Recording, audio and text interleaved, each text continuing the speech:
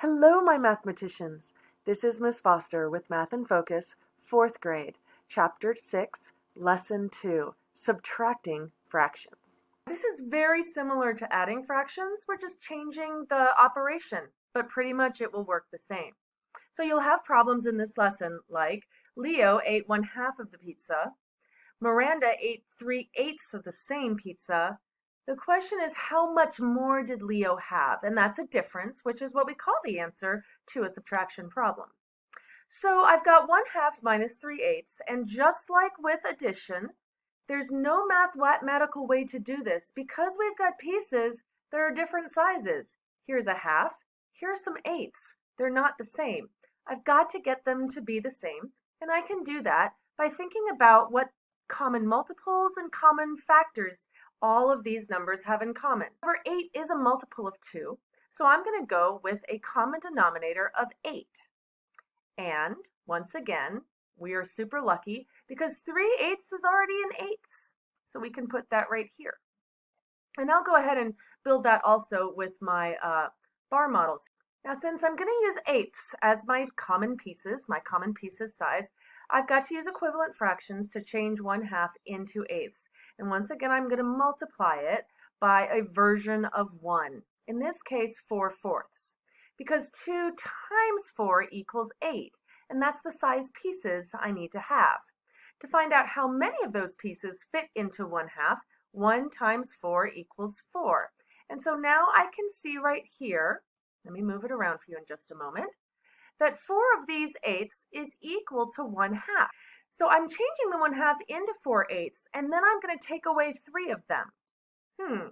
Well, 4 minus 3 is 1, and I'm still working with 8ths. So let me show that to you how that would look here. Take away this one, take away this one, take away this one, and I am left with just 1/8. Remember our friend yesterday said we should always write our answers in simplest form? Are there any factors that 8 and 1 share besides 1? The answer is no, because the only factor that 1 has is 1. Let's look at some more problems. Now, here's one where we've got 7/10 minus 2/5. It says subtract 2/5 from 7/10, and this is how you would write it right up here. Once again, I want to find equivalent fractions just so I can have the same size pieces. So let's look at the relationships here. Well, 10 divided by 2 equals 5. But can I divide 7 by 2? Nah, can't do that. So we won't be able to use fifths. But 5 times 2 equals 10, so I could use tenths. I think I'll do that. This is, we talked about the lowest common factor, the lowest common multiple. We're using all that stuff from way back in September and October to help us here. Now once more, 7/10 is already in tenths, so I'll just leave that one alone. But I've got to work with 2/5. I'm going to multiply 2/5 by 1, written as 2/2. 2 times 2 is 4, and 5 times 2 is 10. And here we can see that if this was 7/10, 1, 2, 3, 4, 5, 6, 7, and we're going to take away 2/5 of them, this would be 1/5, and this would be another 5th that we're taking away. So now that I've got the common denominator there, all the pieces are the same size, it works mathematically. 7/10 minus 4/10 will be 3/10. And then once more we will ask, is this fraction in its simplest form? Do 3 and 10 have any shared factors besides 1? Nope. So we are done with this problem. Woohoo! So here is this big bar, and it says subtract 7/12 from 5/6. Let me see. 1, 2, 3, 4, 5, 6. So this right here is 1/6. And this right here is 1/12. So which should I use as my denominator? Because 6 times 2 is 12. 12 is a multiple of 6. And in this case, I could do 6 times 2 equals 12, and then 5 times 2 would be 10. I could do 12 divided by 2 equals 6. Can I divide 7 by 2 and have it come out even? Nope, we're not going to do fractions of fractions. So instead we'll use 12 at our common denominator. And once more, the 7/12 is already in 12ths. We don't have to do anything but copy it over here, although we do want you to write it here. And now I'm going to change 5/6 from sixths into 12ths by multiplying it times 1 expressed as 2 halves. And 5 times 2 is 10, and 6 times 2 is, 12. And so I see that 5/6 is equal to 10/12. Now another way to see that here is if this is a sixth, and this is a sixth, and this is a sixth, and this is a sixth, and this is a sixth, I'm cutting them in half. I'm multiplying each 6 into 2 parts there. And that's how I get down to the 12ths.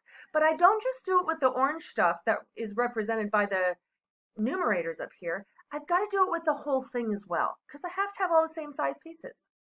So I'm subtracting 12ths here. 10/12 minus 7/12 would leave 3/12. But is 3/12 in its simplest form? Is 12 a multiple of 3? Is 3 a factor of 12? The answer is yes. So to simplify it, to make the pieces less big, I'm going to divide it by 1 expressed as 3/3 because 3 is a factor of 3 and 12. When I do that, 3 divided by 3 is 1, and 12 divided by 3 is 4, which makes fourths. We've subtracted fractions using different models. Now let's try this problem in its most abstract form. You'll notice that they are subtracting 3 numbers here. They mean for you to go in order, 13/14 minus 2/7, and then minus 3/7. Pause the video for a moment and see if you can do this on your own. Press play to see my math. Welcome back. This is an example of how you can show your work so that your teacher can see your thinking step by step. We teachers love for you to show your work, and you're going to be expected to show these steps when you are in middle school. I started with the fact that 7 times 2 equals 14 and chose 14 as my common denominator. I used equivalent fractions to get 2/7 and 3/7 into 14ths. Then I subtracted this first part, subtracted the second part from that, and landed at my final answer. I checked. 3 is a prime number, and 3 is not a factor of 14, so I am convinced that this answer is in its simplest form. Hey, thanks for subtracting fractions with me, friends. I love playing fractions with you. Bye-bye for now.